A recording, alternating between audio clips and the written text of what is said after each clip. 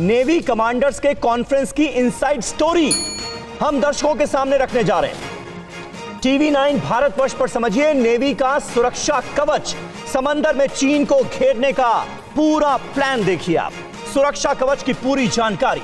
Jinping की सेना के खिलाफ भारत का यह सुरक्षा कवच है।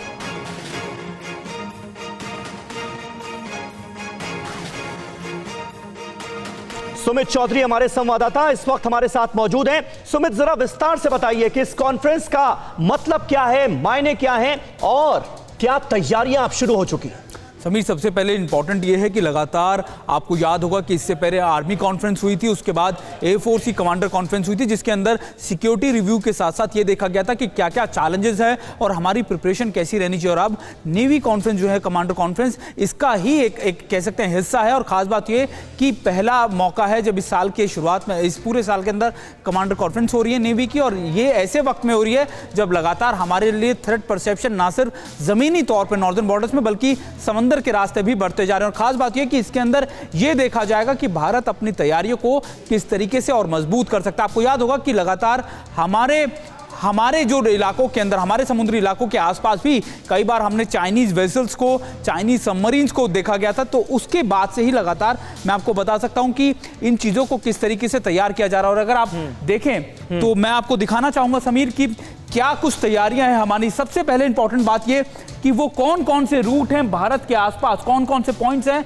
जहां से लगातार चीन घुसपैठ करने की कोशिश करता है या जहां से चीन अग्रेसिव होकर अपने आप को मजबूत करता है। सबसे पहला पॉइंट ओमान की खाड़ी। ये इलाका जो है समीर, अगर आप देखें, गौर करें, आपको याद होगा ओमान का पूरा रास्ता ये दरअसल इसलिए इंपॉर्टेंट है क्योंकि ग्वादर पोर्ट के ऊपर, पाकिस्तान के पोर्ट के ऊपर चीन बैठा हुआ है। और चीन का मकसद ना सिर्फ यहां पर बल्कि ईरान के चाबार पोर्ट के अंदर भी घुसपैठ करना था। वो आपने देखा कि भारत और ईरान की स्ट्रैटेजिक एक पार्टनरशिप थी, लेकिन चीन वहां पर भी अपनी पैड बनाने की कोशिश कर रहा था क्योंकि चीन को लगता है कि ओमान की खाड़ी एक बहुत इंपॉर्टेंट असर्ट्स होगा उसके लिए। और यही वजह है कि भारत ने अपनी जो मेजर असर्ट्स हैं, कई चीजें जो है यहां पर डिप्लॉय कर रखी हैं। फिर दूसरा पॉइंट है अदन की खाड़ी। और ये इलाका जो है, अगर आप देखें, 3,000 साढ़े 3,000 किलोमीटर का जो इलाका है पूरा, ये इंपॉर्टेंट इसलिए क्योंकि यहां का रूट जो है चीन इस्तेमाल कर सकता है भारत को काउंटर करने के लिए। अगर आप देखें तो भारत के कई पोर्ट्स को सीधे यहां पर वो चैलेंज कर सकता है। तो ये दो पॉइंट्स हैं। हालांकि मैं आपको बताऊं, आपको याद होगा कि आईएनएस कोलकाता जब राफेल घुसे थे तब ये गल्फ ऑफ ईडन की तरफ या ओमान की तरफ आप कह सकते हैं, तो यहीं से रिसीव किया गया था और वो मैसेज हम सबको याद है।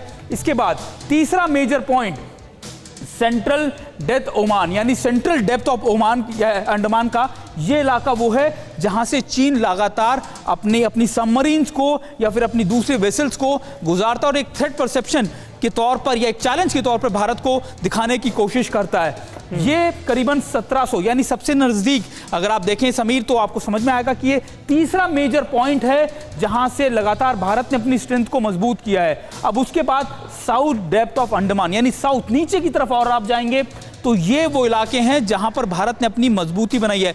और इसके बाद समीर, जो सबसे महत्वपूर्ण इलाके हैं जहां से चीन के लिए दिक्कत है, साउथ डेप्थ ऑफ अंडमान के बाद करीबन वो दूसरे इलाके में, अपने पीछे से कहूंगा आपको दिखाएं दूसरे ग्राफिक्स के अंदर कि वो कौन से दो इलाके हैं जहां से चीन लगातार अपने आप को और मजबूत करने की कोशिश कर रहा है।